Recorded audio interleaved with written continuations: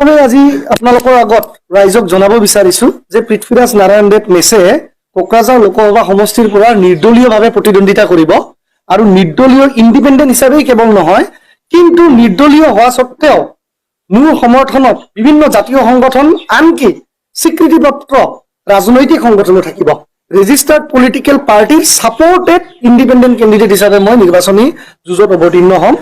আৰু মই এটা কথা আজি ৰাইজৰ জ্ঞাতাৰ্থে ক'ব বিচাৰিছো অতিকৈ দুখজনক কথা যে দৰাচলতে হাগ্ৰামা মহিলাৰ নেতৃত্বাধীন বিপিএফ দলে কোকৰাঝাৰ লোকসভা সমষ্টিত ইউপিপিএল আৰু বিজেপিৰ এনডিএ এলায়েন্স কেণ্ডিডেটক ৱাক অভাৰ দি দিলে হাগ্ৰামা মহিলাৰ বিপিএফে আজিৰ দিনত কোকৰাঝাৰ লোকসভা সমষ্টিত বিজেপি এনডিএ এলায়েন্স ইউপিপিএলক ৱাক অভাৰ দি দিলে এই কাৰণে ৱাক অভাৰ দিয়া বুলি মই কৈছো কাৰণ হাগ্ৰামা মহিলাৰী জানে যে খাম্পা বৰগোহাঁই এনেও ইলেকশ্যন জিকিব নোৱাৰে কাৰণ যিজন ব্যক্তিয়ে এমচিএলএ নিৰ্বাচনত ব্যক্তিয়ে কেনেকে ইমান ডাঙৰ এটা 15-16 লাখ ভোটাৰ ৰাইজ থকা সমষ্টিত তেওঁ লোকসভা সমষ্টিত প্ৰতিদ্বন্দ্বিতা কৰি বিজয়ী হ'ব পাৰে কোনো পথেই হ'ব নোৱাৰে আৰু এটা কথা মই দুখ পাইছো যে বহুত বিপিএফ কৰ্মী দৰাচলতে এতিয়া সদাহীন হৈ পৰিছে যে বহুত দৰাচলতে যিবিলাক গ্ৰাউণ্ডৰ গ্ৰাছৰুট বিপিএফ কৰ্মী সেই গ্ৰাছৰুট বিপিএফ কৰ্মীবিলাক আজিৰ দিনত কনফিউজড যে হাগ্ৰামা মহিলাৰী ডাঙৰীয়াই এমচিএলএ হাৰা এজন কেণ্ডিডেট তাও বিৰোধীৰ সময়ত থকাত নহয় 2020 চনত ক্ষমতাত যেতিয়া বিপিএফ সৰকাৰ আছিল বিপিএফ দল আছিল 2020 চনত বিটিসিৰ পাৱাৰত তেতিয়াই খাম্পা বৰগোহাঁই ডাঙৰীয়াই ডেপুটি চিফ হোৱা স্বত্তেও এমচিএলএ ইলেকশ্যন হাৰিছে তো তেনে ব্যক্তি এমপিত কেণ্ডিডেট দিয়া মানে স্পষ্ট এটা কথা কোকৰাঝাৰ লোকসভা সমষ্টিত হাগ্ৰামা মহিলাৰীৰ বিপিএফে ইউপিপিএল আৰু বিজেপিৰ এনডিএ এলায়েন্সক ৱাক অভাৰ দি দিছে ইয়াৰ প্ৰমাণটো মই জলপটভাৱে ক'ব পাৰো যে দিল্লীত গৈ হাগ্ৰামা মহিলাৰী ডাঙৰীয়াই এটি মানে সদ্যহতে বেছি দিন হোৱা নাই দিল্লীত গৈ হাগ্ৰামা মহিলাৰী ডাঙৰীয়াই বিজেপিৰ নেতাৰ চৰণ ধৰি ক'ব গ'লে ভৰিত ধোৱা পানী খাই তেওঁ দিল্লীৰ পৰা ৰিচেণ্টলি আহিছে আৰু ইয়াৰ ফটো প্ৰমাণ আপোনালোকে সঠিক সময়ত নিশ্চিতভাৱে পাব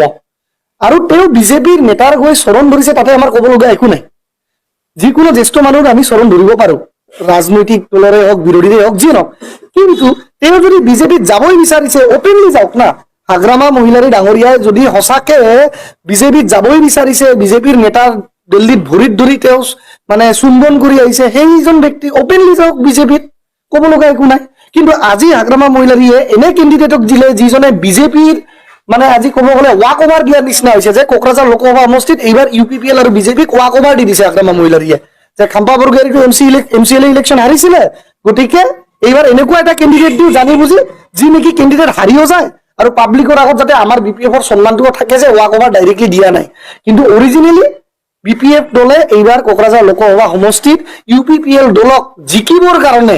জয়ন্ত বসুমতাৰীক জিকাবৰ কাৰণে ৱাক অভাৰ দি দিছে আৰু অতিকৈ দুখজনক কথাটো এইটোৱে হৈছে যে প্ৰকৃত বিপিএফ যিবিলাক কৰ্মী আছিলে সেই প্ৰকৃত বিপিএফ কৰ্মীবিলাক দৰাচলতে আজিৰ দিনত কনফিউজড যে যদি হাগ্ৰামা মহিলাৰী ৱাক অভাৰ দিবই লগা আছে এনডিএ অপেনলি তেওঁ বিজেপিত যোগদান কৰি দিয়ক তাত আমাৰ ক'বলগীয়া একো নাই বিজেপিত তেওঁ যোগদান কৰক মষ্ট ৱেলকাম কিন্তু তেওঁ মানুহবিলাকক বন্ধকত থৈ আজি যিখিনি বিপিএফৰ আজি ক'ব গ'লে যিখিনি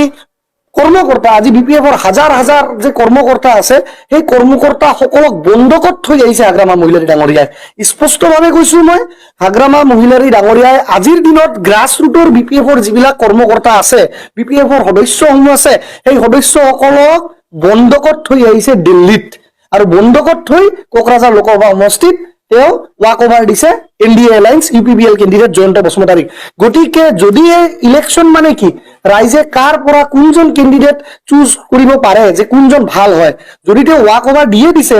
কোকৰাঝাৰ লোকসভা সমষ্টিতটো ইলেকশ্যনৰ কোনো দৰকাৰে নাই তেতিয়াহ'লে যিহেতু বিপিএফে বিজেপিক ৱাক অভাৰ দি দিছে জয়ন্ত বসুমতাৰীক ৱাক অভাৰ দি দিছে লুজ কেণ্ডিডেট খাম্পাক দি তো গতিকে ইয়াত ইলেকশ্যনৰ দৰকাৰ কি আছে সেইকাৰণে ইছ্যু বেছড কাৰণে ৰাইজৰ স্বাৰ্থত মই বাৰম্বাৰ কৈছো যে 17 বছৰে বিটিসি চৰকাৰে যি 10,000 কোটি টকাকে ইয়াৰলি বাজেট পাব লাগিছিলে এজ পাৰ দা কনষ্টিটিউচনেল এমেণ্ডমেণ্ট এক্ট বিটিসিৰ পপুলেশ্যন হিচাপে অসমৰ 10% বাজেট অসমৰ পৰা বিটিসি চৰকাৰে পাব লাগে অৰ্থাৎ মিনিমাম 10,000 crore প্ৰত্যেক বছৰে 10,000 কোটি টকাৰ পেকেজ পাব লাগে সেই লৈতো কেতিয়াও বিটিসিয়ে বিপিএফে হওক বা ইউপিপিএল হওক দিল্লীত গৈ মাত মাতা নাই আজি ইউপিপিএল দলৰ পৰা এজন এমপি অলৰেডি আছে ৰংগুৰা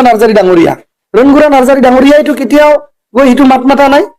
কিন্তু তাত সত্ত্বেও বিপিএফে যে আজি বিজেপি দলক ৱাক অভাৰ দিছে এটি কৈ দুখজনক আৰু সেইকাৰণে পৃথ্বীৰাজ নাৰায়ণ দেৱমেছে ঠিৰাং কৰিছে যে ৰাজহুৱা সমৰ্থন লৈ সংগঠনৰ সমৰ্থন লৈ আৰু কিছু ৰাজনৈতিক সংগঠনৰ পলিটিকেল পাৰ্টিৰো সাপোৰ্ট ওপেন সাপোৰ্ট লৈ মই ইন্ডিপেন্ডেন্টলি কোকৰাঝাৰ লোকসভা সমষ্টিৰ পৰা প্ৰতিদ্বন্দ্বিতা আগবঢ়াম আৰু এপ্ৰিলৰ প্ৰথম সপ্তাহতে কোকৰাঝাৰ প্ৰেছ ক্লাবত মই স্পষ্টভাৱে কৈছো এপ্ৰিলৰ প্ৰথম সপ্তাহতে কোকৰাঝাৰ প্ৰেছ ক্লাবত মই